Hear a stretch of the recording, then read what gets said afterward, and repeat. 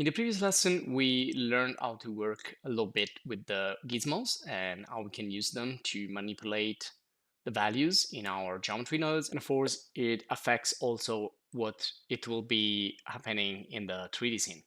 So you can create your custom types of gizmos and you can assign them to whatever values you want. So in this video, we will continue to explore other features of geometry nodes, and I'm going to just switch to another scene. And I'm going to start with a simple cube as usual. Let's create a new geometry node, and I want to start talking about the attribute nodes at the top right here. Now, these are some types of node that can help us to work with the attributes. So for example, let's get to the domain size. So this will retrieve the number of elements in a geometry for each attribute domain. So essentially, it's kind of a analyzing node. So if I put my geometry in here, you can see I can figure out the domain size of what I am looking at. So if you want to visualize this count, we can output this into something that is going to be visible. So it could be like a string, and or actually it could be a value that is going to become a string, and then we can change the string as we saw before into a text. So let's type let me see here. Well, actually it's going to be string curve, strings to curve, and we need to make it actually visible, we need the join geometry. So let's do Shift A and join geometry right here. And I can put this in.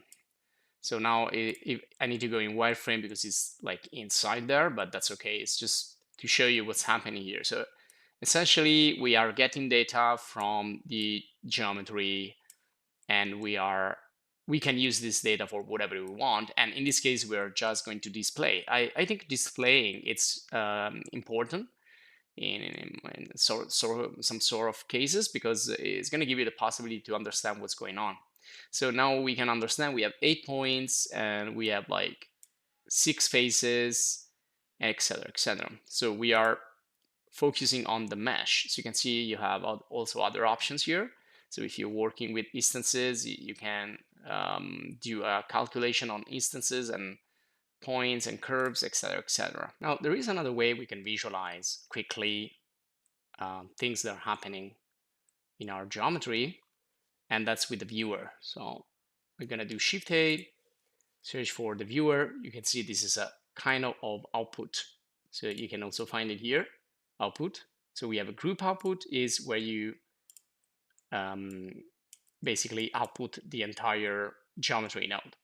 And you can see you cannot use two at the time, you can only use one. So you can either activate one or activate another. So I'm just going to delete it for now. And then we have the viewer. So the viewer also can help you analyze, meaning you can visualize information about the geometry. So it always starts with the geometry here, and you can turn this on and off. So also here you can decide which thing you want to visualize. So if you turn this on, the other visualization will be turned off.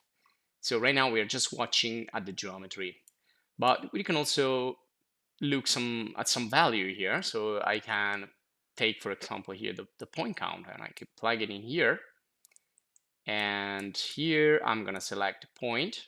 And there is another really important thing to do, which is going into the options here, or the overlays, viewport overlays options, and look for the attribute text. This is the viewer node. You can see it's linked to the node we are just working with, which is the viewer node. And if I click this on, I will be able to see some numbers which represent the values that we want to view. And you can also work with the opacity. You can turn it down to see the actual material of the or the shading of that object, or you can turn it up. It's up to you. So I'm just going to leave it just a little, just to see what's happening here. So you can see the little 8, they are distributed in the points, and they represent the counting, the point count for this object, which could be helpful or not, depending on what you're doing. Okay, so now let's find out something else. So I'm just gonna copy this viewer, so Control C, Control V. I'm gonna place it down here, and let's like turn this on. You can see that as soon as I turn this on, all the rest has been turned off. And still, I wanna analyze this geometry. I wanna view this geometry, but instead of seeing like the counting, which comes also from the domain size, we can see something else. So let's go for the index.